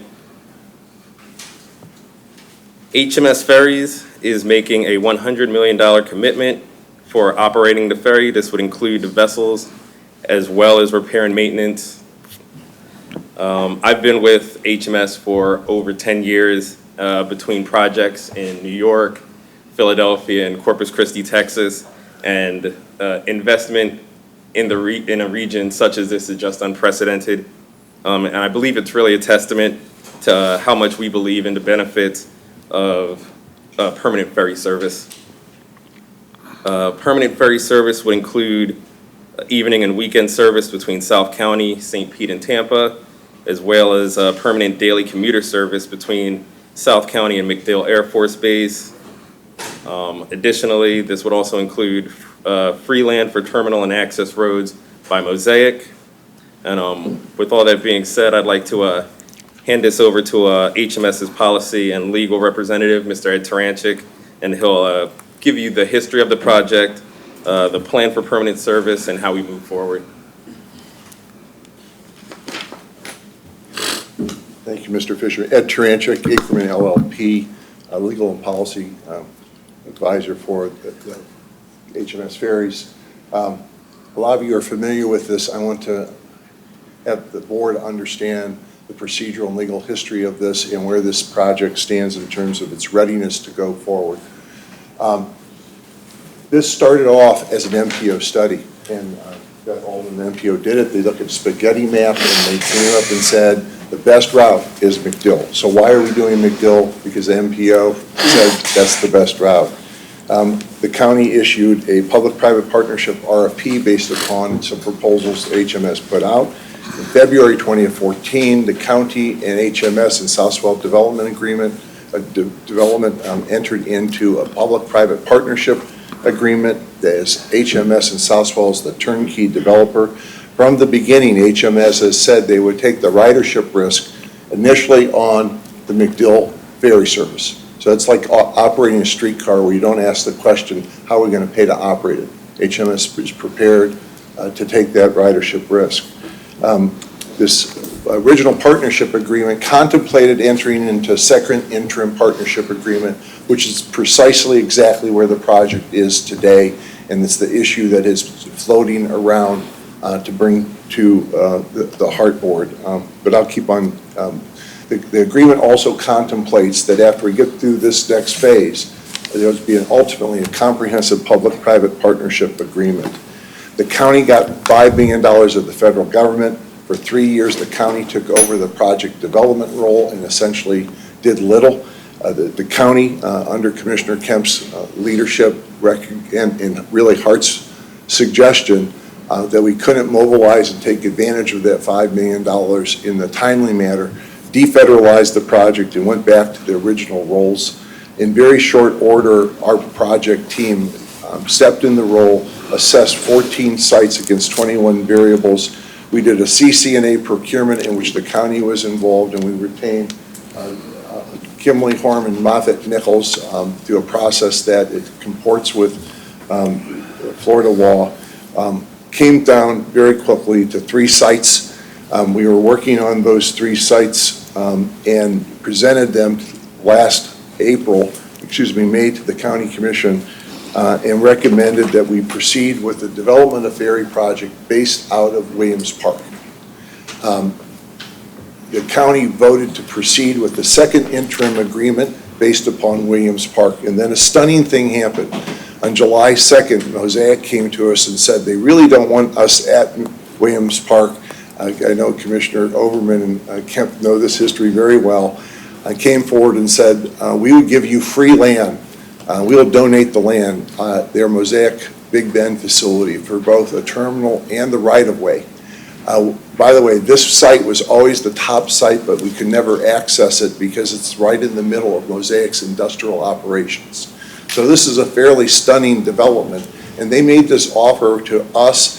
Clarence was there, the county senior staff was there, and the county immediately proceeded to retain separately Moffitt Nichols and Kimberly Horn to do an assessment of that site. We all agreed last July that this was the plan. This was the ideal plan, and we subsequently developed a supplemental business plan of that site, and I'm going to get to that right now.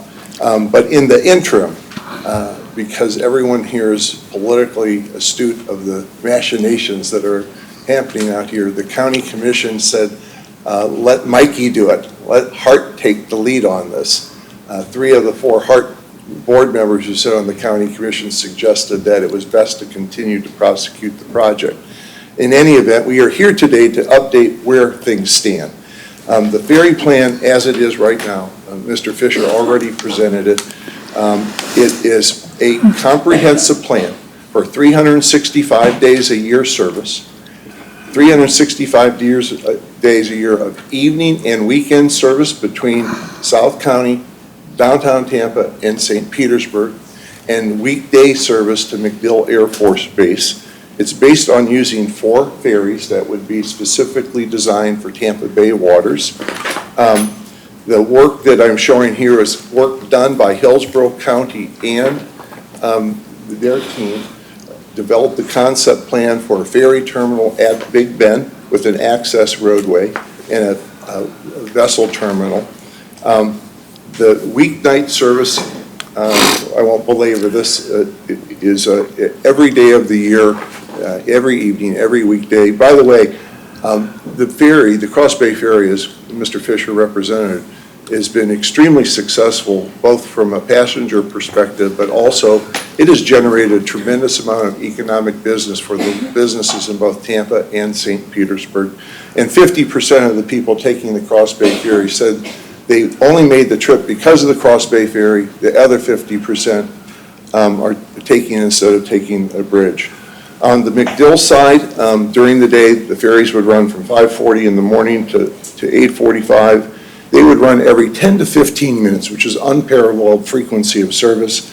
The ferries would come into MacDill, the passengers would disembark at MacDill and catch a transit running on MacDill. There's been some questions raised about this, and I want to debunk this on the record. This is an official Department of Defense community partnership project. This is the slide taken from MacDill Air Force Base, and we have circulated a term sheet with the MacDill support wing about the terms and conditions of how the project would be developed, and they have indicated that we have it spot on. So we all understand how this works, and this is a top priority for MacDill. I won't go into the diversion. This slide didn't come out, but we have a backup slide from Mr. Fisher. The MacDill Fair would be covered largely for federal employees by the federal transit voucher, meaning for if you're a federal employee, the service would be free. The market rate would be the same as it is for the Cross Bay Ferry right now, $8 per trip for adults, $5 for seniors, military, and college students, and $3 for kids, and if you're under age 4, it's free.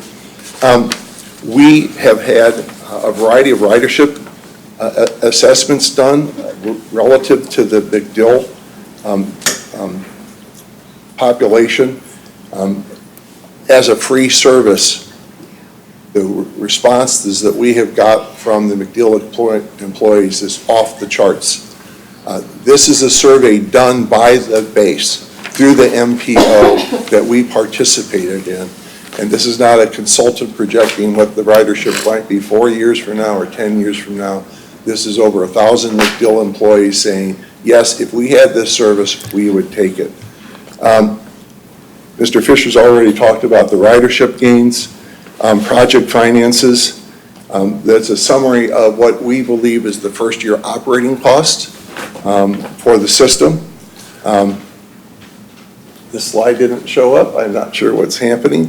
But if you, under the proposed second interim agreement, in terms and conditions of this partnership, HMS has said that,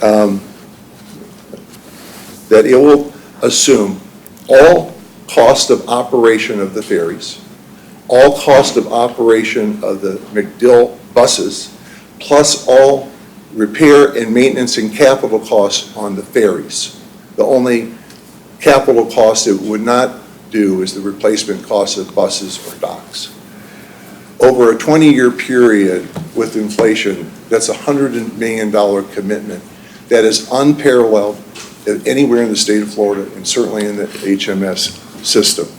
The capital budget of this, as we estimate, based upon the work that Mr. Eng and Kimley Horn did in our own in-house team, indicates that the turnkey development cost of this is $36 million. So we're talking about $36 million on the capital side versus a 20-year operating commitment. The way this gets funded, it's not all on any one government. It's a match of FDOT transit fundings, HART or Hillsborough County funds, some participation by Pinellas County, St. Petersburg, because there's a regional service piece to this, and there's other potential capital sources. I want to emphasize that the majority of the service... Excuse me, did you want to ask? Yeah, I'm sorry. I just wanted to know, how much do you anticipate the FTOT grant would be? I don't know, Mr. Mechanic, but the standard percentage of non-federal share for transit projects in the state of Florida is 50%. But I wouldn't be able to say that for certain. Okay. I know we've had various meetings with past DOT secretaries as well as with the prior Florida Department of Transportation secretary, and no one's blanching if that. It's plausible, it's reasonable, but there's no commitment on it. It's a very small dollar amount for a transit project. And compared to any other option, a 50% match of $18 million would be pretty nominal compared to the commitments that the state did for Sunrail and Tri-Rail and transit and other places. I do want to emphasize that ferries are fixed guideway under federal rules and regulations. And as Beth was talking about, you're looking at CSX because it's dedicated fixed guideways. Ferries are as well. But how to move forward? I said to your executive director, we feel like we're kind of punching jello on this. Everyone loves the project, but it's not, it's where it is. And the first step, no matter what, is going to extend the public-private partnership agreement and go to the second phase of that, which is project development. The time for studies is over. This is a well-developed project. We know as much about this as any transit project in the region. We've got robust ridership, incredible public demand. We have an existing agreement and template with which to move forward. HMS Ferries was a turnkey developer of the New York City system. Its ridership is up 41% from what was projected just 3 years ago. They have put in place 22 ferries and have another 9 on the way. So you have an incredible partner in HMS Ferries with an incredible operating commitment. I won't go through what is called for in the second interim agreement. Suffice it to say, there were very advanced discussions with the county about how to move forward with budgets and timeframes, with procured consultants. We are ready to go to environmental permitting, planning, and design. But the board said, the majority of the board said this should be at HART. So we are here because the county commission said, go talk to Mikey, go talk to HART. We recognize the status of the circumstances that face us as HART as an agency and as a community. But I think it would be appropriate for the HART board to indicate to the county commission that you view this as a high priority premium fixed guideway project worthy of inclusion in your transportation development plans. I think that without that indication, we probably stop, because if the transit agency doesn't think it's important, then I think the county commission would be justified in saying it doesn't make sense to do anything further. In terms of proceeding, there's two paths forward if you wanted to. First of all, it will require more resources, which you don't have, which the county would need to fund or some other entity would need to fund. And of those paths forward, one is to ask for the partnership agreement to be assigned for HART to continue with its development and provide the resources for HART to do that. The second thing is more akin to the streetcar project, where the county continues with the development of the project, funds it, and has HART engaged in it, and hand the project over to HART, or have HART adopt the project when it's more fully developed. As a lot of you know, I've been involved in this a long time. I've been on this board, served on this board for 11 years. And I would say that just putting project development thoughts forward. The infrastructure side of this project is entirely located in unincorporated county. The roadway and intersections that need to get widened are there. The roadway that needs to get developed is there. The park and ride facility, the terminal is there, and the county has an extended engaged history with this project. It's entirely up to the board, so that each of these entities, but we're hoping to get through the jello. We have an incredibly successful fixed guideway project that people are clamoring for. We have literally thousands and thousands of survey responses, questions asked about the permanent service, with over 90% support across the county, across the region. And so I think this project can't move forward without the HART board, no pun intended, weighing in. Thank you very much for your time. Thank you for the presentation. And I'm not sure, you said just on the Cross Bay Ferry, right now, the numbers are up to 44,000, which last year for the entire season, you have a couple months to go, and that was 51? Yes. Okay, just wanted to. Mr. Fisher thinks we will exceed last year's ridership with 2 months to go, and they're the best 2 months. So wouldn't be unusual to exceed 60,000 riders, which is the highest increase of ridership of any transit option in the United States of America in the last 3 years, I believe. Wow. I'm not sure about that, but I track those things. It's pretty robust. Commissioner Overman. Thank you. One of the jobs of this is I wear a lot of hats, and one of them has to do with my relationship with McDill as the liaison. And given that McDill is one of the largest employers we have in Hillsborough County, this is an important project. And looking at your slide that discussed the zip codes associated with where ridership could initiate and move forward, it appears as though most of our major East County communities or zip codes would imply that there would be a great deal of interest in this area.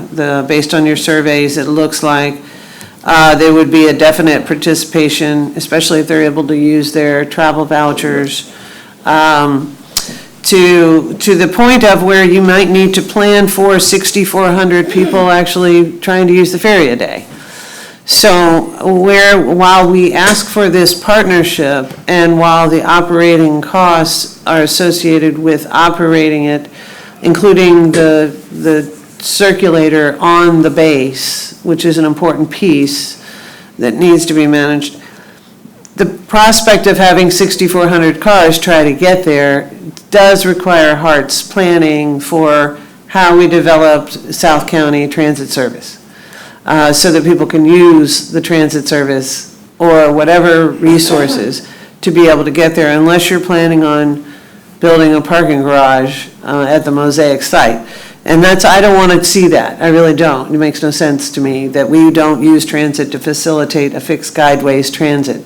As we heard earlier from Ms. Alden, the whole idea of using a CSX line is to have a main spine, or what I call the heart of a transit system, and connect our transit resources to it to facilitate actually making the service not only reliable, but also robust.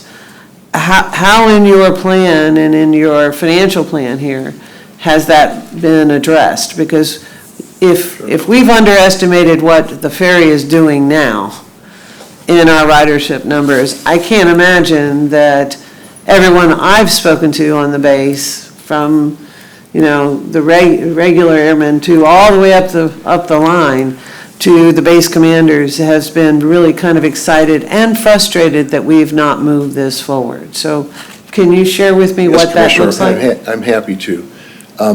So first of all, the critical pathway is design, engineering, and environmental permitting. So we need to advance some plans of, design the plans for cars, van pools, and buses to submit them to the Army Corps of Engineers. It will take a year to process that. So right now, we can't move forward. I was talking to Mr. Ng, if the county had moved forward in last August, we'd be submitting those permits probably this month. So we're at a hold. In terms of connectivity, clearly we need a large park and ride lot initially.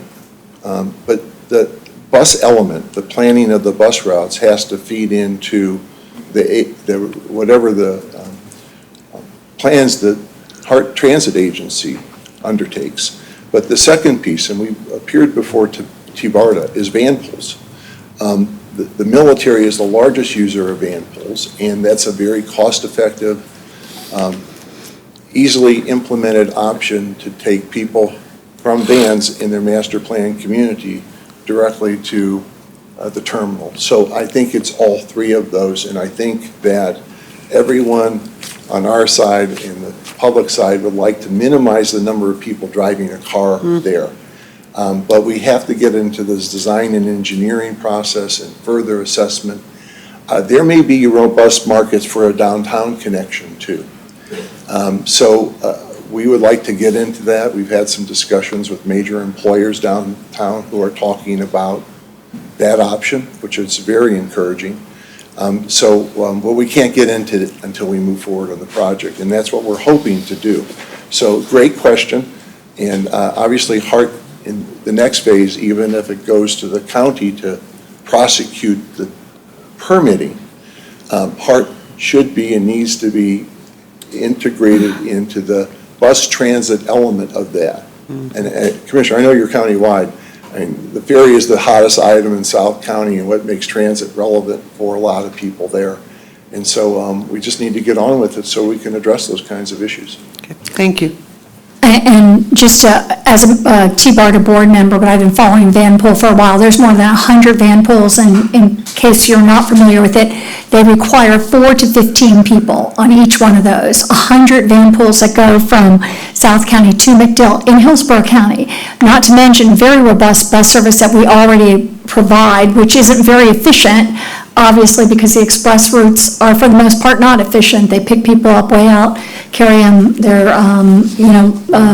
not a good way for us to be spending our dollars. So this would provide much more efficient bus opportunities. Were there any other questions? I was going to point out that we were already running fairly expensive express routes from Bloomingdale to the base. Sorry. So obviously those budgets could be repurposed to have shorter express routes to the ferry terminal. So I'm up for entertaining. Where's the action item that we're looking at? Right, I'm up for entertaining a motion here. Are you asking myself that? I'm asking the chairman. Thank you. Well, no, actually, we can make an action item here. And so I would just, I think what is being asked about, and I entertain a motion if anyone would like to make it, to recognize this as a premium or a premium service that we would like to see HART adopt. I don't think we have the resources to do it at this time, but that we would move it. Mr. Tranchik, why don't you can. I could articulate it. Okay, go ahead, thank you. Here, I'd like to move that we recommend to our board that we continue to work toward this very worthwhile project, given our limitation of financial resources, to continue to work with the county to determine the best vehicle to move forward with this project and to use our facilities to the greatest extent we can, given our financial resources. I'll second that. Okay, we have a motion second. Any further discussion? Does this mean that now we'll have this same presentation at the full board? We'll do whatever presentation you would like. I think some board members haven't heard this. I think a number of board members are familiar. I'll work with your executive director in fashioning something with your chair, as you wish. I have a question. So if I'm hearing you correctly, what I also heard when we were discussing it at the county level, it takes an agency, a transit agency to some extent, to move this forward as a fixed guideway FTA and FDOT related type of project. So are we, in your motion, recommending that we move with the exploring our options, developing the ferry project as a fixed guideway project? Yes, yeah. Again, I've said within the confines of our financial resources. So I don't know exactly what that would be, but Right. I would certainly want HART to participate to the fullest extent it can in right. facilitating this project. Mr. Tranchik, did you want to speak to that a second? Streetcar is an example of how HART works with another agency in developing a project. It's shared responsibilities. Mr. Mechanic, your experience with that is far greater than mine. I think just the reality is that Hillsborough County has a huge public works department. They build parks, they build roads, they permit things, they do all of that. And HART is not in that business. It knows transit. So I think our team believes, and that's stem to stern, that if you want to get this project done rapidly from a standpoint of design and engineering and permitting, Hillsborough County staff working with us in the model that we have will get it done fast and furious, and they have the resources to do that. But that, consistent with Mr. Mechanic's comments and yours, Commissioner Overman, HART's appropriate role has a very appropriate role, the planning and understanding the transit connectivity, and at some point, overseeing the operations. I think HART will want to count the ridership that the ferry's going to get towards its numbers, because, I mean, in New York City, the ferry is the single largest gain of ridership of anything they've got, and the transit agency loves it. So if that's a way the project can be prosecuted, if we can have a thoughtful conversation about it versus the one that we might have been having. So we have a motion to recognize this in HART as a priority project and to, with our limited resources, to ask the county maybe take an interim step here. That's where we were with the county. We were ready to go. Okay. If the county had not said, have HART take the lead, pay for it, and take the legal lead, we would be submitting permits today. And by the way, we would be fully engaged with HART in this next planning phase as per the discussions we had with HART and the county staff leading up to that. So we're fully prepared to perform and move the project forward, and I don't know how you navigate these waters. I wish I did, but I think the motion's an appropriate one and gives you latitude to work out how this works. Great. Do you have, Mr. Hurd, nothing? Okay. Seeing no, and we'll be moving this on to the full board. Seeing no further discussion, all those in favor? Aye. Opposed? Okay, seeing none. Thank you so much. Okay, and I see, is there any, I have a question. Sure. We actually took that item out of order if we were going to discuss the Plant City. Has that been pulled? yeah, I pulled that because I wanted to have enough discussion and not have kind of a repeat of the last meeting where Right, there's okay. too much on the agenda, so I figured that that could be put to a later time. Thank you.